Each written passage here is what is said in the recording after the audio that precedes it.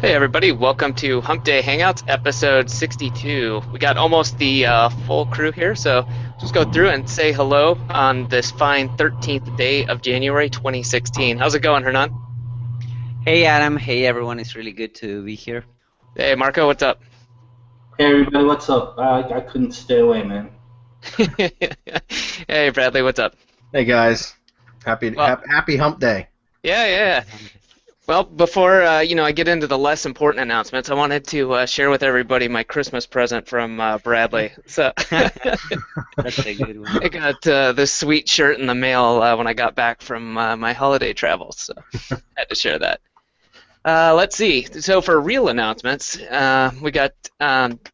wanted to let everybody know we've been talking about this for a while, based on our content and the amount of information we have, as well as what's all involved in the mastermind. The price will be increasing on the mastermind to $297 a month. Right now it's $197. So that's 2 weeks from today. So after the Hump Day Hangout on the 27th, the price will go up to $297. So if you've been on the fence, or if you want to check it out, whatever it is, I highly advise you do that. It's going to go again from $197 to $297 in 2 weeks. All right. Yeah, and let me elaborate on that for just a moment. And the reason why is because we continue to add more and more stuff to the mastermind, including additional, separate courses that are coming out that we've all, for example, Twitter SEO Academy, which is part of RYS Academy, but we also release that as a separate product, and mastermind members get that. Masterclass, the format of that has changed recently, and so that's again more like webinars, Q&A, hot seat, site audits or property audits, marketing audits, whatever you want to call them, and that's included in mastermind as well. So the value is going way up, and then we've also got the additional stuff that's coming out, including IFTTT version 2.0, which is going to be a subscription-based product. There may be a front end where it's a one-time fee, but it's probably going to be subscription-based because we're going to be supporting it a hell of a lot more than we and so that's going to be included as well. So the value keeps going up as our library and archives continue to grow, and more products get added, and as mastermind members you get all of that stuff included. Unless it's over $300, in which case you get a 30% discount. And then also, first crack at all products that get launched or services, beta testers, testing pricing on some stuff. So all of that said, Mastermind's going up. We've actually been told we're crazy to give away as much as we do for the price that we have, and so we're listening. So if you're thinking about it, do it now. If you're not in a position where you're ready to do it yet, then don't. We'll be here when you're ready. It just might cost you more. So. Yeah, and so while that's news about a price going up, Bradley asked that we keep the masterclass half off link working. So we turned it back on. If you're looking to hop into the masterclass, this is going to be running for a week, maybe two. So if you're interested in doing that, I'm going to pop the link in here, and you can get your first month half price for the masterclass. Actually, I'm going to do that right now. Yeah, and that as well. That's going to stay at that price point for a while. We also got a lot of really good feedback when we were going to shut it down, and then we did a brief survey to the masterclass members, and we had an 87% response rate saying that everybody wanted us to keep it open. And we changed the format, and so now it's like more advanced Q&A stuff. It's kind of like, again, between like what we can talk about here at Hump Day and what we do at Mastermind, but also the site audits and the hot seats and everything. But one of the suggestions that we got, because in the survey there was a box where we asked people to put a comment, and one of the suggestions that we got was that I thought was really good was to do some in-depth live demonstrations of some of the tools that we use, and that's something that I want to work into the masterclass. Start going through some of the tools that we use and actually how to use them and how we use them, because I think that's going to be beneficial for you guys, our audience. So again, if you want to check that out, you can get in half price for the first month to check it out, and that's $97 a month. So it's $48.50, I guess, for the first month. Mm-hmm. Correct. All right, and then just to remind everybody, head over to SearchSpace and sign up. If you don't have an account, it's free to sign up, and check that out. Put the link in there so you can just hop over to that. On a quick kind of housekeeping note for Hump Day Hangouts, I'm going to ask that you guys try to keep your questions somewhat short. We've been getting a lot of really long answers that are really involved and sometimes not personal, but dealing with like someone's specific situation. We're happy to answer them. We're not saying no. but we are going to have to look at kind of restructuring how we do Hump Day Hangouts if we keep getting these answers, because we are going to take them in order. We're not changing it today. We're going to keep going, but we are getting a lot of these questions that are really involved and take a long time to answer. And again, we're happy to do it, but we're realizing too that some people aren't getting their questions answered because we keep coming back sometimes to the same topic or to the same people. So one of the things we may look at doing is answering one question per person. And then if you have multiple questions, that's great. If we make it through and we have extra time, we'll hop back down and be happy to answer more. But today we're going to keep rolling. We just want to bring that up kind of as a, be courteous type thing. If you're asking 6 questions that, you may want to look at that and say, hey, can I trim this down, or, do something like that so we can, share with everybody, because everybody really benefits from this. Yeah, so just, be mindful of others, guys, and keep the questions succinct. If you've got multiple questions, that's fine. Then attend live and post your first question whenever, and then attend live and then post your questions after we've answered one and we've gotten a chance to answer a couple other questions. Then post it live and we'll get to it in order. Or if you want to post them all in, the problem is we're getting these long essay questions. I don't have a problem answering them, but it can take away from potentially other people. And it's especially if it's the same people over and over again answering long questions, then it's going to deter other people from attending, and that's really what we don't want. Okay, it's totally cool that you're asking questions, but if you're going to ask long questions or multiple questions in one fell swoop, then just we'll probably answer the first question and then move on, and if we can, we'll jump back, provided we run through whatever else is on the page at the during the actual call. So anyways, just be respectful, guys, and that way that we can keep this community going and get, have new people attend. And it's not just the same people every time, because that's part of the reason why we have these. So I was going to say too, and it's not just for us, it's also for the community. It's the idea of getting multiple people, multiple viewpoints, and different information. Just by answering other people's questions, we learn, but as well, the viewers get to learn about other problems, but also other solutions to problems you probably either have or are going to come across in the future. Right. So. All right. Yeah, that's it on my end. Cool. So, do we have any more announcements, guys? Hernan, did you have anything? No, I think we're fine. We covered it all. Mm-hmm. Marco, we can all congratulate him. He's closing on a new house this week. All right. So we can congratulate. Sweet. So good for him. Next, he's just got to close on fast internet. So. Yeah. All right. Well, let me grab the screen and we'll get into it. We got lots to do. Where the hell's there? It is. And I'm going to lock it on me so it doesn't bounce around a lot like it always does. All right. So here we go. We're going to get into these. We've got a bunch of them. Sky says, I'm curious if embedded iframe content would help rank a page. I found a niche. Is this the right? Yeah, okay. Just want to make sure. This sounds very familiar. If I found a niche-related video with very strong signals, would anything pass my webpage? Yes, of course, Sky. It absolutely will help, especially if it's niche-related. Preferably if it's got the keyword in the title that you're trying to rank for, or one that's very similar, anyways. And yeah, I mean, just a video that has, like, if it's a video that has 3 views, it's not going to be as beneficial to your page as one that has thousands of views and lots of likes and lots of comments, right? It's still that whole social activity thing that you're embedding right in on your page, even though the comments and stuff don't show up. The video itself is popular, and if it's the relevancy is key. That's the most important thing. But having a video that's popular is very beneficial as well. So, would embedding Google Docs or linking from a Google Doc be any benefit for passing trust flow? Of course, a la RYS Academy. If you haven't checked that out, check it out. That's all about using Google Drive for ranking stuff, or ranking shit, I should say. And and we've got case studies in there and everything else, and it works beautifully. Okay, that's using Google's own properties to help you rank your stuff. All right, and that's RYS Academy. Were you going to chime in? No, I was about to say that. Yeah, it works really, really well. He said, I made a mistake and did a press release service which links to a subdomain. Now the citation flow is really high, domain-wide, and trust flow is low. I'm watching my rankings tumble. Really? Huh. That's interesting, because press releases don't give you the best trust flow. You're right. They'll increase your citation flow, and typically the trust flow, it doesn't help your trust flow any. But it's very natural to have press release links, inbound links from a bunch of different press releases. It's a good way to balance out your inbound link profile and to give you IP diversity, domain diversity. And you're right, it can affect your trust flow, but it's something that you can recover by continuing to link from relevant sources back to your site over time. Again, I think having press releases is as part of a natural link profile, and I think it's one of the things that I do for all my sites.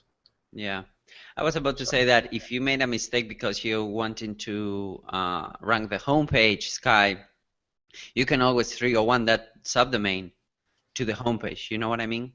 So Yeah. you are using the subdomain kind of a switch box kind of thing. So you can try that. Go ahead and try that 301 the subdomain and see where it lands. That's what I would do. Yeah, and then again, you can manipulate trust flow too, guys. I mean, that's stuff we talk about in the mastermind, but there's a lot of things that you can do to manipulate that as well. Using drive stacks, Google Drive stacks, or RYS stacks as we call them, that's one way, but there's multiple ways to manipulate trust flow as well. So, you know, if your trust flow tanks a bit after doing a press release, which can happen, then you just got to work on increasing it again. But again, I think it's actually good because it'll give you that diverse inbound link profile that will help to pillow your site so that when you are building other links, you don't have to worry so much about, you know, an imbalance or leaving a footprint. Okay. Mark says, "Hi guys, hope you're doing well. Got some questions. Would you or have you ever ranked a video that the potential client was not aware of and then contacted to see if they would like to get the ranking?" Yes, Mark. That's how I started off. I did lead gen first, but then when I started actually contacting clients or to do client consulting, when I opened up my agency, that was one of the first ways that I actually would contact people. I would rank something for them, and then with their branding and everything. I don't recommend doing that now because I would rather do something generic that I could use to redirect to any potential client, but I had done it in the past. Where I would even put their branding on the video and everything, and then send them a video email explaining what it was. You know, hey, look, check this out. Here's a video ranked for a keyword that you're interested in. It's got your branding on it. Would you want to keep it? And I landed some clients that way. But the problem with that is if you don't end up getting the client, then you've actually done work for them. Even you can pull it down. That's not a problem. But you've wasted that effort. Is my point. So you're better off just keeping something generic with a redirect phone number, you know, a virtual phone number, and a redirect URL inside the video that you can redirect to anywhere. And then when you call the client or send them a video email, which was my preferred method, I was always I don't like cold calling, never did, never will. So I would send video emails, but you could have the phone number redirected to their phone number and the URL redirected to them, so that when you send them a video email, you could tell them, hey, check this out. You see this video ranked for this keyword that you'd be interested in because this is a product or service you provide. Well, check it out. Call that phone number. It'll ring your own phone. Or click the URL in the description. It'll click to your website. Would you be interested in keeping these rankings? Because or keeping this video. If not, then you can redirect to somebody else. Which, by the way, you could mention that in that when you contact them. Hey, if you're not interested, that's fine. I can contact your competitor down the street. You know, be a little bit more diplomatic about how you say it, but you give them that. You kind of nudge that scarcity, and especially. In the industries I worked in, or you know, the home services and contracting industries, that was very effective. So. Yep. Yeah, I was about to say that it's not about commoditizing your services. You know, that's rare. That's something rare that they can get access right there and then. Otherwise, they need to hire an SEO agency, you know, to do the entire thing. But that's a rare, you know, a rare asset that they can get right there and then. So if you can position it like that, you will sell a ton more. Yep. And again, that way you haven't wasted any effort. If you've got something that's ranked, then you can redirect it to the highest bidder or the first person to raise their hand, whatever comes first, right? And that way, if you try to do it something specifically for a particular client, you'll you can impress them a bit more that way. Often, if you have their own branding on it, but it's wasted effort if they say no. And you got to be efficient with your time. So. The next question, have you ever ranked a website that you were able to monetize with only non-juice networks and good on-page SEO? Yes, Mark. Depends on the level of competition. Same question for video. Yeah, of course. It depends on the level of competition. But yeah, I mean, there's some industries that you can get into that all you need is some good on-page SEO, and you can rank for them with literally no backlinks or no off-page SEO at all. And then there's sometimes you can rank a website, and it's the same for videos too. But sometimes you can rank them, with just the on-page itself, you can get to the top, the middle or top of page 2. And then with just a little nudge of a little bit of off-page SEO, you can get them to page 1. And so that's why we use things like SERPshaker or Lead Gadget or Hangout Millionaire, things like that we can test multiple keywords across multiple locations very, very quickly with nothing other than on-page SEO. And then we can track that to determine with the ones that surface near the top or rise near the top, the first page within the top, I'd say 15 results or so, with absolutely no off-page SEO. Then we can go target those and prepare or build more traditional style properties, whether that's YouTube videos or web pages or web 2s or whatever, that we optimize and put a little bit more care into and rank with little to no work. Guys, always go after the easy stuff, right? Go after the low-hanging fruit. Why work yourself to death when you can generate revenue from stuff that's easy, right? So again, that's why SERPshaker is a great plugin for that, because you can create multiple pages across, hundreds or even thousands of pages across multiple cities if you're doing local specifically.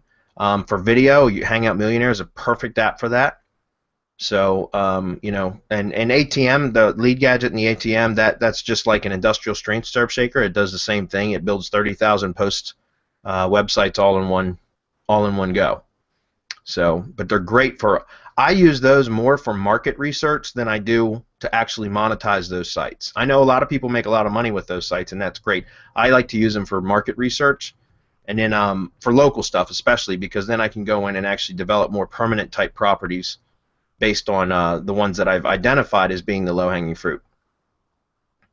All right. Next question: what do you do if you ever get a client whose site isn't built with WordPress? Do you hire a web designer, or do you learn to use PHP and HTML? And if the site is a mess, do you still take them on as a client? Thanks. No, I don't. If it's not WordPress, I tell them flat out, we're either going to install a WordPress on a subdomain so that I can do all of my SEO work from the subdomain on a WordPress platform, or I tell them flat out, all I'll do is off-page SEO for you. I'm not doing any on-page. Right. That's it. So. Yeah, the problem with that is that you do not have complete control on your results, and usually people, business owners or your client will complain if you're not delivering results, and you cannot work with half of an SEO. Right. You need to work with the entire SEO strategy, which includes more now than ever on-site SEO. That's right. Yeah, and I mean, I'll tell them flat out, like, look, I can provide off-page SEO services, but I'm not promising rankings or results, because I need to have access to the on-page issues need to be taken care of, or else I can't guarantee you or promise you any results. You know what I'm saying? So I'll tell them I can do link building, and I can give you suggestions on content marketing ideas, and we can use the content to try to drive traffic. But as far as ranking your website, if I have no control over the on-page, and I'm certainly not going to learn some other platform. I've had that happen many times where clients have had stuff on other platforms, and they've said, well, hey, can you? And I tell them no, because it's not worth it to learn how to optimize one particular platform for one particular client. That's not the best use of my time. If they paid me enough, I guess I would, but for most of the time, they don't want to pay me that much. So I just say, no, we'll put a WordPress blog on a subdomain, and we'll do all of our content distribution and optimization from there. Right. Kevin says, when 301ing an expired domain to our money site, exactly how close to the expired domain links topically need to be? It depends, Kevin. Depends on what you're trying to accomplish. But he says, I have a truck financing site and I get a general automotive trust flow domain. Would that be okay to 301? Yeah, that wouldn't be bad because it's in the same ballpark. Also, would it be okay if the expired domain has a European TLD? But with automotive trust flow, yeah, I still think that would be okay. But if you're nervous at all, so if you're gonna, and we had this discussion in the mastermind, Kevin. I know you're not in the mastermind yet, But we actually had this discussion in the mastermind, like literally this week. Somebody was asking something very similar to this, and when I don't do very many direct 301s to money site unless it's 100% topical trust flow relevant. That's what I look for. That has to be like literally 100% relevant in order for me to do a direct 301 to the money site. If I'm in the same ballpark, or you know, if I'm just looking to push trust flow and I'm not really worried too much about the actual topical relevancy, but that should be your key deciding factor, is you can use a buffer site instead. So, for example, you could buy a domain that has topical trust flow that's 100% aligned or in line with what you're wanting to link to, your money site, okay, and build a PBN style site on that. Because now it's a highly themed PBN style site that you can have a do follow link from that site to your money site. Then you can redirect any other 3 domains that you purchase that are, you know, same ballpark or just have high trust flow numbers but not the same topical relevancy to the PBN site. So instead of going direct to your money site, you're using a site that has topical trust flow specific to your money site as kind of a buffer. And that way you're not linking with unrelated links directly to your money site. You're linking to a site that is topically relevant to your site first. Does that make sense? Hopefully that was clear. Okay. Changing the subject, but could you elaborate on how to use a noindex PBN properly? I have a .ws expired domain with PA 2618 trust flow, citation flow, 16 to 33 with like 160,000 backlinks, and I'm trying to figure out how to best use this to help push my truck finance site. It's on page 2, or it's IFTTT properties. I wouldn't use it as a tier 1. No. Because it has way too many backlinks. I wouldn't use it as a tier 1. You can noindex and power up a tier 2. That's more of mastermind stuff. So yeah, jump into the mastermind. Yeah, yeah. So, I would only use it to link to a tier 1 property, not direct to the money site. Yeah, because guys, remember, when you're using a noindex PBN, it has to be quality. It doesn't matter that it's noindex. You know, it has to be real quality. It's still a tier 1 link. You're just hiding from Google or from your competitors, for that matter. And remember that Google cannot de-index something that's not indexed. Right. You know, so just so you know. Okay, Ed says, "Hey guys, still a bit confused on the ferret recipe." Ed, you're killing me. I'm gonna walk through this. I actually saw this question come up earlier, so I'm gonna walk you through this real quick on how to do this, but I'm not sure where you're getting hung up on this. Let me finish reading the question. How to set one up so can a favorite an older video to syndicate through an entire new IFTTT network? I understand the concept somewhat about logging in from the channel. I would give a thumbs up on to trigger the recipe, ultimately sending the older video through my new IFTTT network. If you have time, could you do a live demo on this call using IFTTT? Okay. All right. So here I am in IFTTT. This is my account, bradleybenner.com. I set one up earlier just to show you how to do it, or just to show you that it works, okay? And because I don't want to have to take the time to go through setting everything up. But this is all you know what, let's do this. Let me just, I'll show you how to do it with WordPress. So I'm going to say if this, I'm going to say YouTube. By the way, this, let's go back for a second. If we take a look at the channels inside of IFTTT, I'm going to say YouTube. I'm going to click on this. You can see that I have Semantic Mastery YouTube channel connected to this. So let's say this is my new network. Let's say on Bradley Benner's channel. In fact, we're going to use Mastery PR. Mastery PR is our new affiliate division that I'm working on building right now, actually. And so we're going to use that as in your case, Ed, the old channel, with the videos on that you want to re-syndicate to the new network. Okay, so think of Mastery PR as your old network, the old YouTube channel that has existing videos that you want to re-syndicate to the new network. Okay, this is the new network. In this case, it's Semantic Mastery. Okay, so you see that's the channel. So let's go back to my recipes. I'm going to create a recipe. I'm going to select if this. I'm going to say YouTube. And I'm going to select new liked video as my trigger. Create trigger. Then that. Now I'm going to select WordPress because I already set it up for Tumbler. So let's go to WordPress. Okay? Now I'm going to say create a post. Click there. Now, the title is going to say liked on YouTube. Title, I don't like that. I just want it to say title. And then it's going to say title, description via YouTube URL. I'd like to put the embed code in here. Let's do this. Since the title's already there, let's just put the embed code right there. It's a little bit easier with Tumbler, but let's go with that. We'll add ingredient, and hopefully WordPress didn't change anything, and this should work.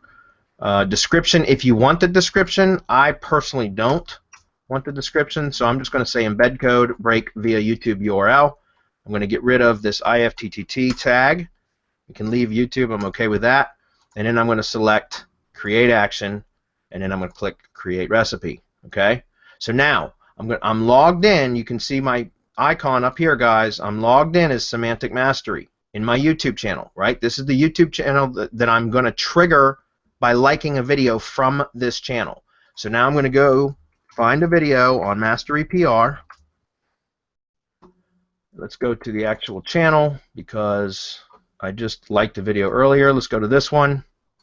All right, so here we are on a video from Mastery PR. This is the channel that now I want to like a video. And just to show you that this doesn't already exist, let me go to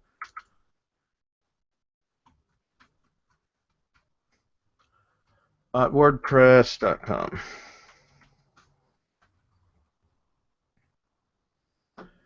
Let's see. It looks like I've still got. Oh, this is our drunk video from from Miami. I should have changed that. All right. So bradleybenner.wordpress.com. You see what's on here right now? Let me make sure that that's part of that IFTTT network. It should be, but right here. Yep, that's it. All right. So now we're on this. I'm going to go ahead and click the like button. See? Now I've liked it as Semantic Mastery. This is a different channel. All right. So now I'm going to come back over to IFTTT. We can see that it says created less than a minute ago, never run. I want to click check now.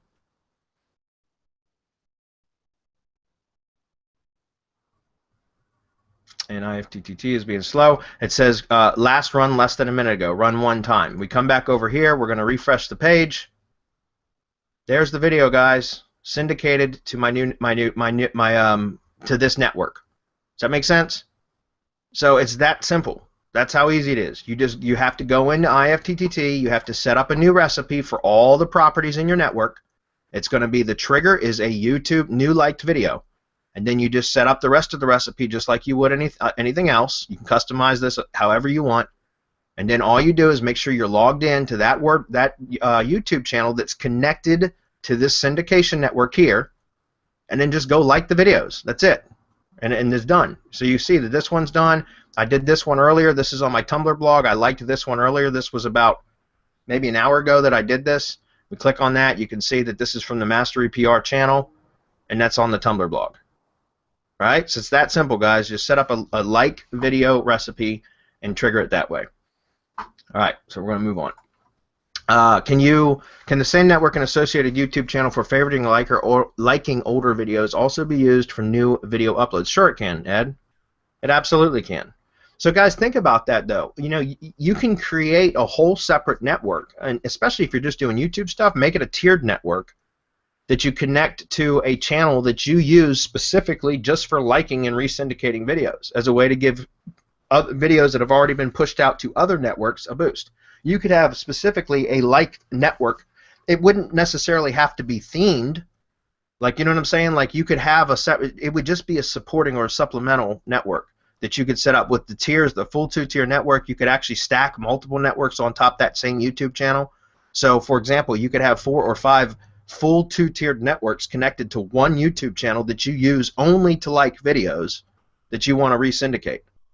So if you have a themed or niche-based channel and network already, and you still need some additional SEO push after originally syndicating, you just go like it with your like channel and your like network, and it will push it back out across multiple networks again, depending on, I mean, the sky's the limit. You can stack as many networks as you want on that one YouTube channel, but it's a great way to give it an additional push, right? Just checking because I currently have the IFTTT recipe for the YouTube channel as a trigger from a public video upload. That's fine. You can add like triggers as well.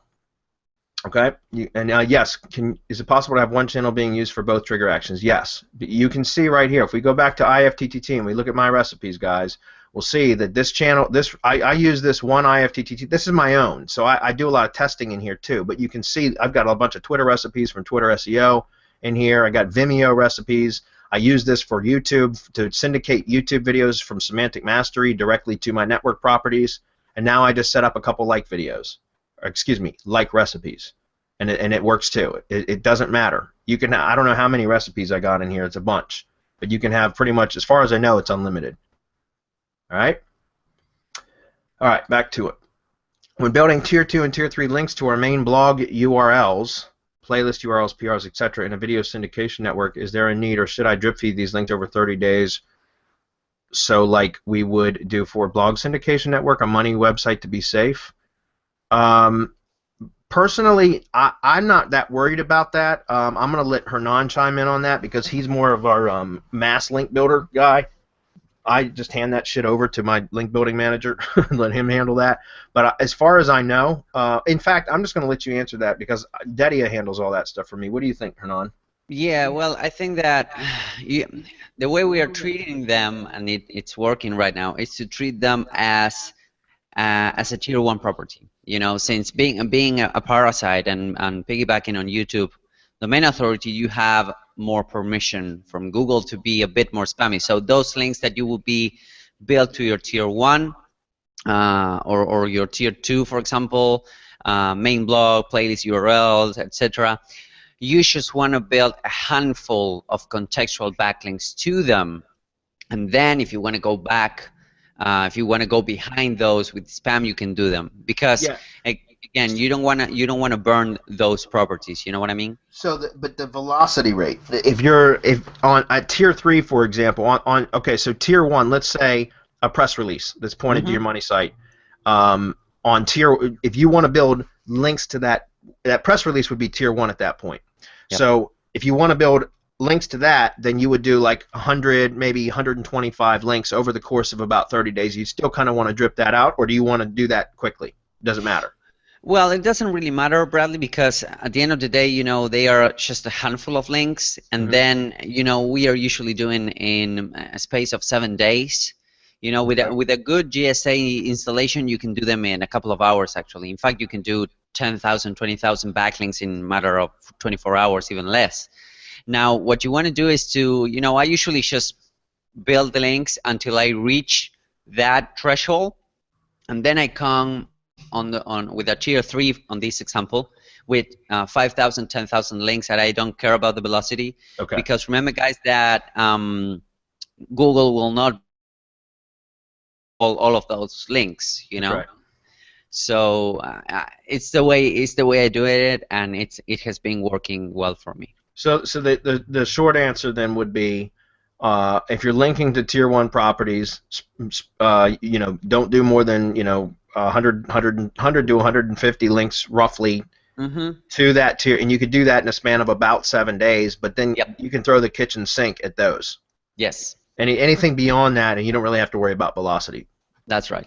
Okay. Thank you. Number 4, Facebook token issue. See attached screenshot. I saw that. It says token needs to be refreshed. I have no idea. To be honest, I haven't seen that. I see your picture up here, Ed. I would contact either Facebook, the fb.-rss, or contact Facebook about that because it's something I haven't seen before.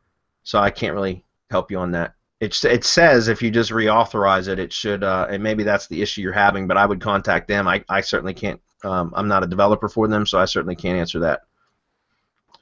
Sorry for your trouble, but I haven't seen that yet. So, can we also grab Twitter and G+ related content feeds from sites and use them in your Splice feed? Sure, you can. Of course, you can.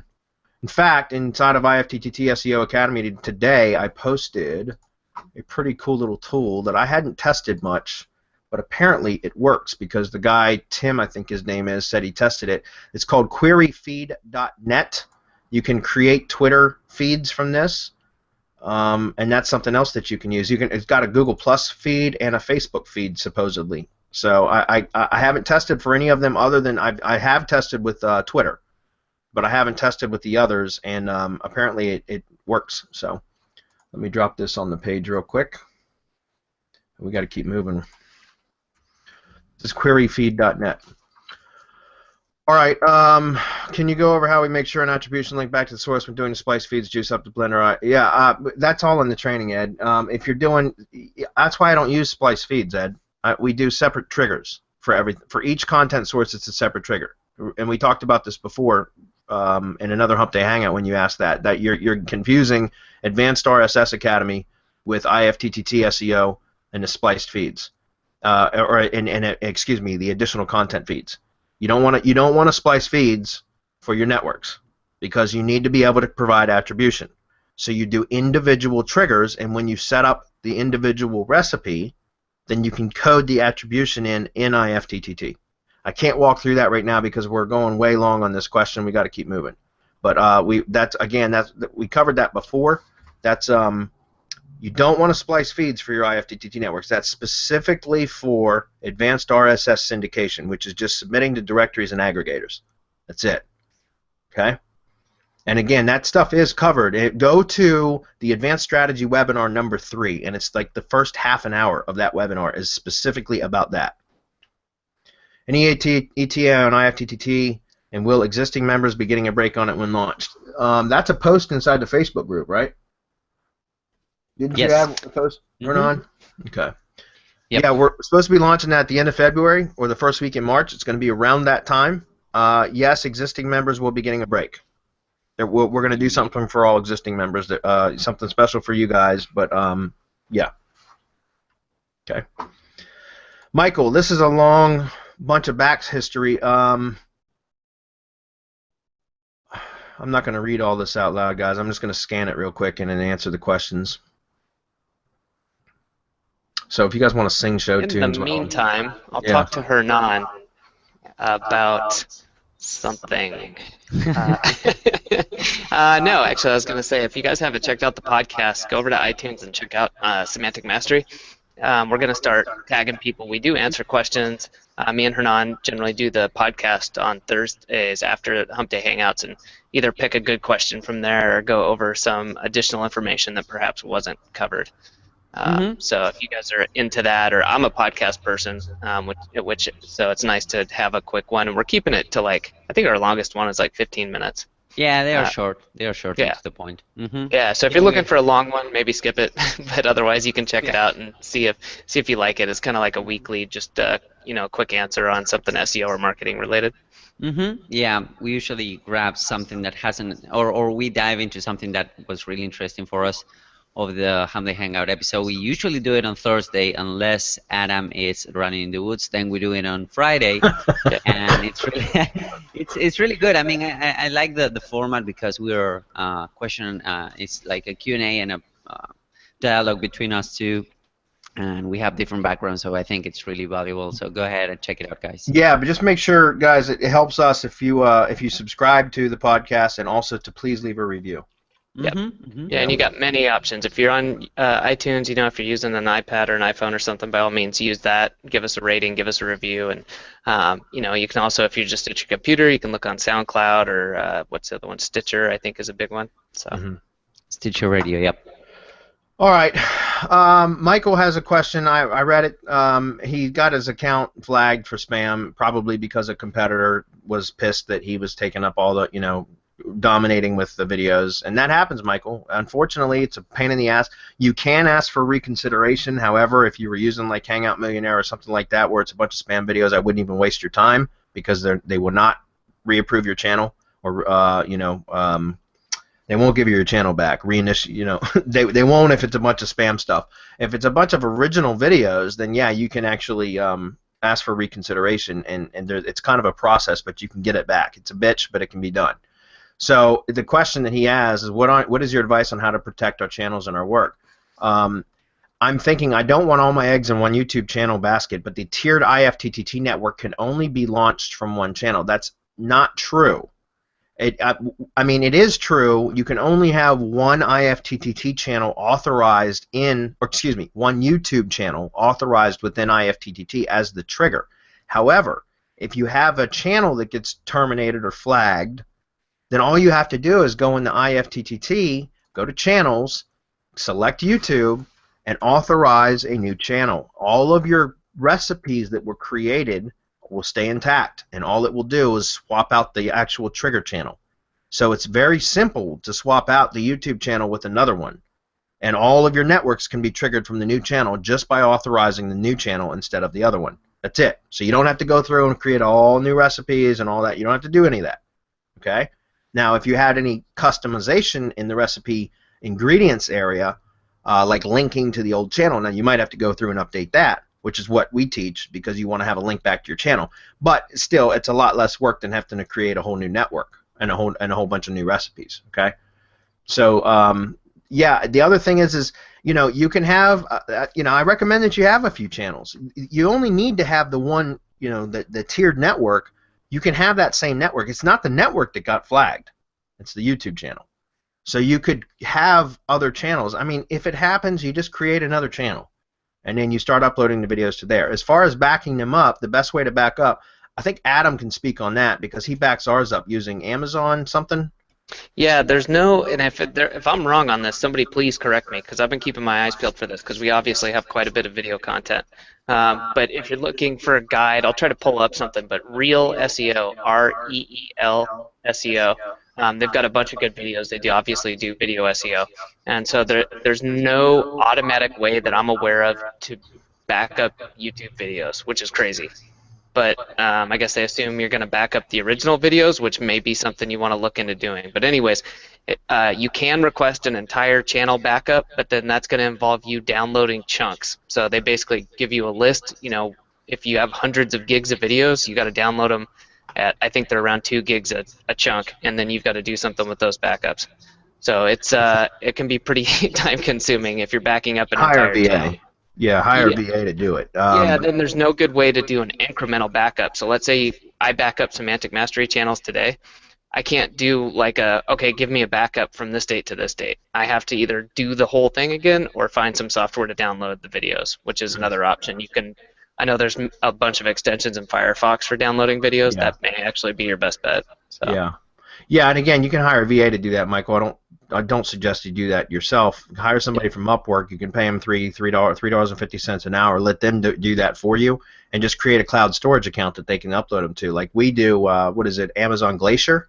Yeah, I'm using Glacier, and then there's an interface client for that, because I guess Glacier's kind of, or not guess, Glacier is kind of command line interface, which I'm not against, but it's not quick. So it's not like AWS type of stuff. So yeah, you can get some sort of client like that, or I mean, you can use Dropbox, whatever you got. Yeah, well, I mean, you could even use S3, because remember, S3 charges you for bandwidth, which is actually viewing. Like if somebody's watching videos out of your S3 bucket, but the storage itself is cheap.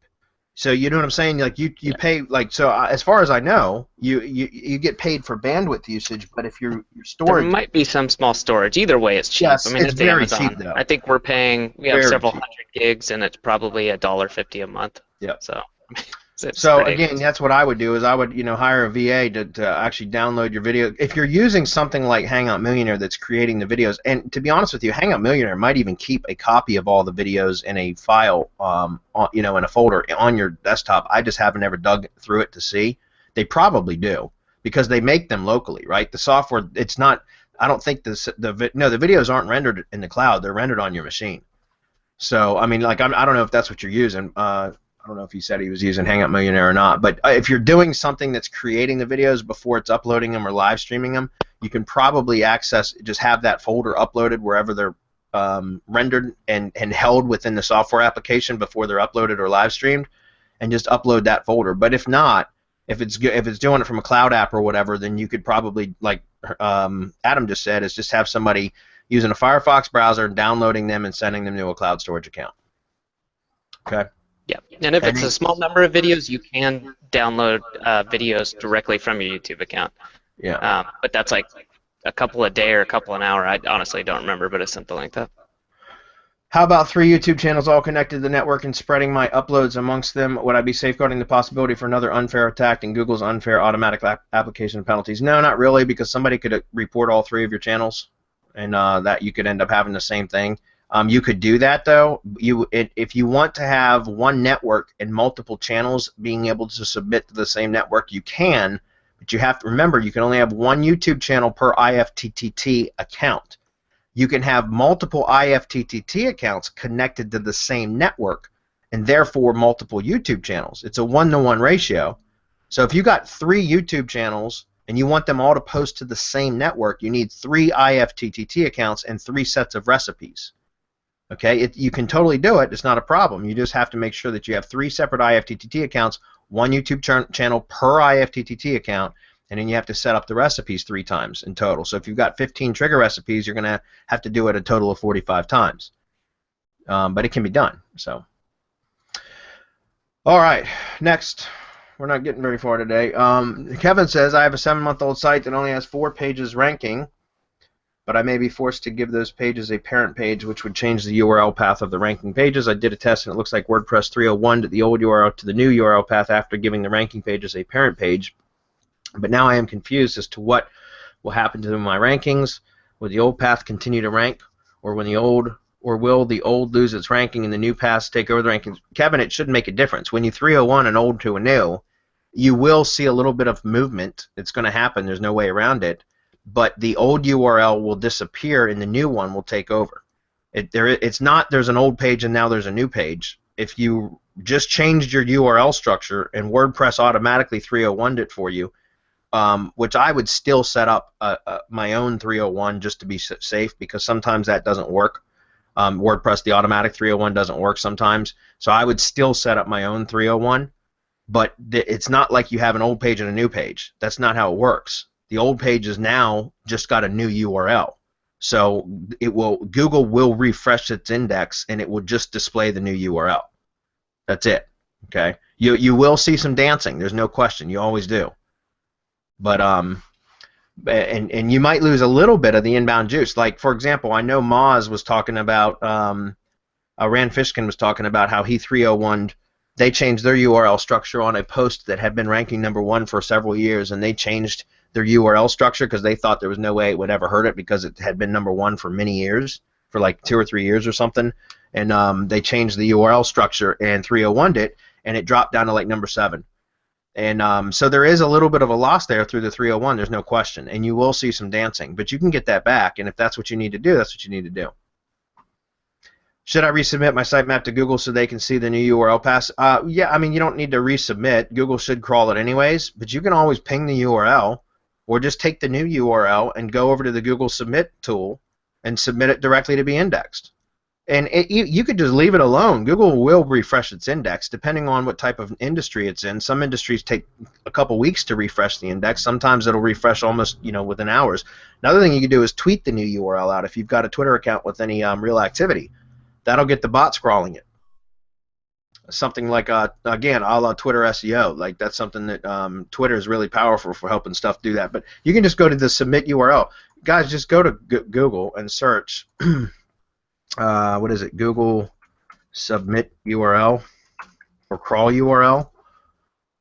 Right there, guys. Just go to Google submit URL, click on that button, and go submit your new URL. It's direct to Google's index. It's real easy. All right. Also, I'm curious if I should continue to build links to the ranking pages using the new URL paths, or do I have to wait for the site to settle before building new links? I mean, I wouldn't go crazy, but I mean, if you're already in the middle of some sort of link campaign or something like that, I mean, there's no reason not to. There's no reason not to. You can just build to the new URL. You don't need to continue building to the old URL because it's 301 anyways. Just build directly to the new one. Okay. Sky, I was thinking about doing an affiliate website with embedded tweets and embedded video playlists. Allowing comments seem like it would be good too, but how do you deal with trademark issues?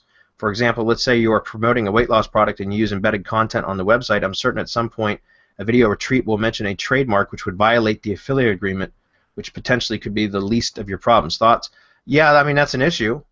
It could. If you, I don't know, it's not, as far as like if your affiliate agreement states that you're not allowed to mention other brand names, which that's pretty typical, then you'd have to be a bit more selective on how that content is posted on those pages. You don't want to do something that's like automatically triggered because that could be a problem. Well, you could, but it depends what you're doing. A lot of them you can have negative keywords, and so I would think it would usually just be like you can't use their brand name. So I could be wrong, but if you're promoting a product, usually that's the restriction. So you could do a negative keyword against like that brand Well, or more. I know, like for example, with like Ring Partner, which is a Mm-hmm. pay-per-call network, you're not allowed to mention. I actually had an account terminated because of that, because there was like in the massive amount of keywords that I generated to build an ATM site, a lead gadget site. There, I accidentally left a brand name term in one of those 600 keywords that I had, so it built posts with a brand name for walk-in tubs, and I had my account terminated because of that. Like no, because it's specifically stated in the agreement that you weren't allowed to mention like jacuzzi tubs, for example, or bath fitter tubs or anything like that because it was brand names. And I had a couple posts on my site, and they terminated my account. So Gotcha. Well, I guess if that's the case, then well, if you can do negative keywords, I'm just thinking like especially of Twitter or other ones like that. If you can do more than one, then you're okay. It's just a matter of getting them in there. And then as far as keyword research, you just gotta kind of be proficient with Excel. But yeah, you gotta pay attention to the terms of service. So. Yep. Okay, Brian says, does adding Web 2.0 RSS feed such as Tumbler to another RSS feed burner or aggregator index your links any faster? Yeah, it can help. It doesn't hurt. That's what Advanced RSS Academy was all about inside of the IFTTT SEO training, Brian. It's about grabbing all your Web 2 feeds, splicing them with authority content feeds, and submitting them to aggregators and directories.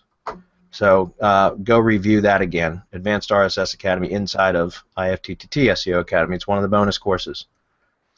Let's see. No video, no sound. Guys, just if that ever happens, just refresh the page. Google, and the replay always comes back fine. For whatever reason, Hangouts have been doing that recently. If it freezes up or you lose sound, just refresh the page. All right? They're behind us. They're listening. Yeah, they are. That's the Google revenge. James says, when logging into various Google accounts, YouTube, Webmaster Tools, etc., do you log in from proxies? If so, do you have dedicated proxy for each account, or does Google even care if you're logging into 200 accounts from one IP? I don't worry about it, James. Where I worry about it is in the account creation process. Once the account's created, I have literally thousands of accounts now, guys, and I just log in through my own IP. I just clear my cache and cookies. I run CCleaner. I make sure that Google is not in, like for example, if we go look at Firefox now, I have Yahoo set as my default search engine, and I always go to history, just like we teach in the training. I clear cache and cookies. I have my proxy tool add-on bar down here. I right-click there, remove ever cookie. Then I right-click and remove flash cookies. Now you'll see ever cookie or clear down here. Then I'll close the browser, run CCleaner. Then I'll open the browser again, and then I'll log in with my own IP. In fact, once I get my accounts back from my VAs that they've created for me, very quickly, within about 72 hours, that's what we suggest is within 3 days, you log in with your own IP. Because that'll marry or bind your IP to that account so that you can access it again without it triggering re-verification. Again, guys, it's the account setup that requires a different IP. At least that's how it stands right now.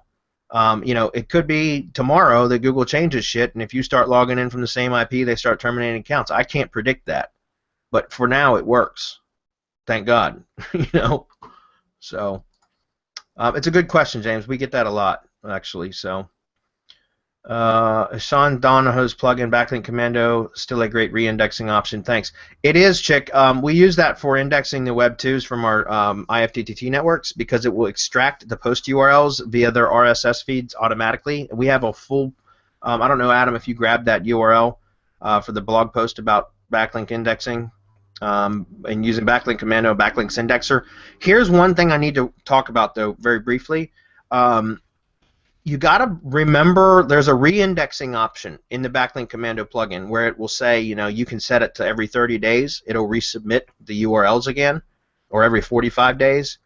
Guys, that sounds like a great idea, but what happens if you've got your IFTTT networks running through Backlink Commando, where, again, it extracts all the post URLs from all your network properties that provide an RSS feed, which is about 7 of them: Tumbler, WordPress, Blogger, Delicious, Digo, Instapaper, yeah, Pocket has an RSS feed. All of the ones that have RSS feeds will extract the post URLs automatically and send them to Backlinks Indexer, and you can say, oh yeah, you know what, every 30 days I want it to resubmit to Backlinks Indexer, and that sounds great. And when you're first starting out, you want that, right? The problem is, over time, you end up clogging up your backlinks indexer account.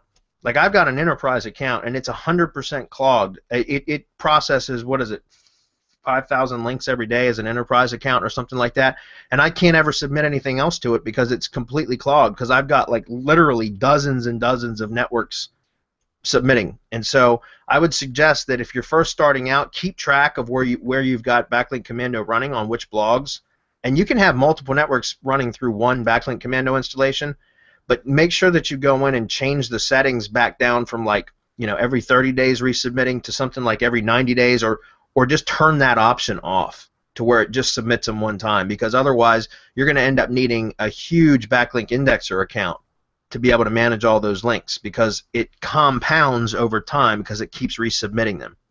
So just keep that in mind. Either turn the resyndication or the resubmission option off, or just go back and change that to way out, you know, after you've got the results you wanted. Okay? Or just go into the Backlinks Commando plugin and clear the results, because it's not going to pull in old results. It will only, what it does is it will, when Backlink Commando runs your RSS feed, if the RSS feed only shows the 10 most recent items, it's going to extract those 10 most recent items and put them into the queue. But then Backlinks Commando remembers those links. It doesn't, once it processes, it doesn't automatically delete them like your RSS feed does. Like, for example, if you have 10 links today and then you do 10 more posts, those original 10 links on your RSS feed are going to be gone because they've been pushed off the feed, because your feed only displays 10 items.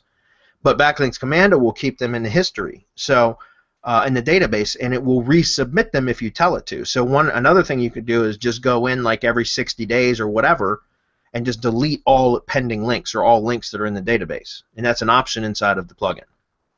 Okay? Keith says, how carried away do you get when you set up personas to make them look real? Keith, check out our IFTTT SEO Academy training, and that will show you how what the great links that we go to make them look real. It's really important. We set up the profiles, the personas with the full bio and image, and we set up all the social profiles, connect all of them together, including Gravatar, About.me, things like that, what we call semantic hubs. We try to make them look as real as possible. They're all themed. And that's why we go to great lengths for that. Again, that's covered in the IFTTT SEO training in depth. So, Braulio says, "Hey guy, what's up, Braulio? First SEO joke this year. It's been a while since I've seen you.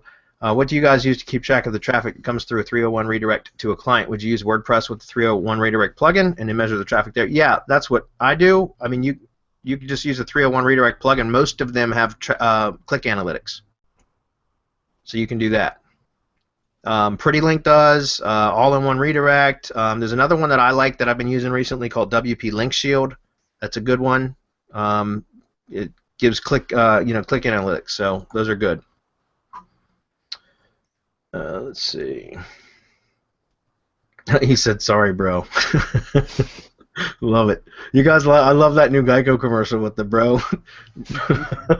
that is one of the funniest commercials on TV. I love that commercial. We only got a couple more minutes, guys. So I think we did it. All right, good timing there. Boom. 2 minutes to spare. It's just copy paste the place in software. Oh, look at that. That's cool. A downloader. A download playlist by playlist from YouTube. No matter how many videos, just copy paste the playlist. Nice. That's pretty cool. Thanks, Moshi. Thank you for that. That's it. Cool. We didn't skip over anything, did we? I don't think we did. No. Okay. All right. Good. Sweet. All right, guys. Well, that was it for Hump Day Hangouts. I guess we will see. We don't have Mastermind or Masterclass this week. That's all next week. So I guess we'll just see everybody next week. Awesome. Sounds good. Thanks, guys. Take care. Awesome. Have a good one, everyone. Bye.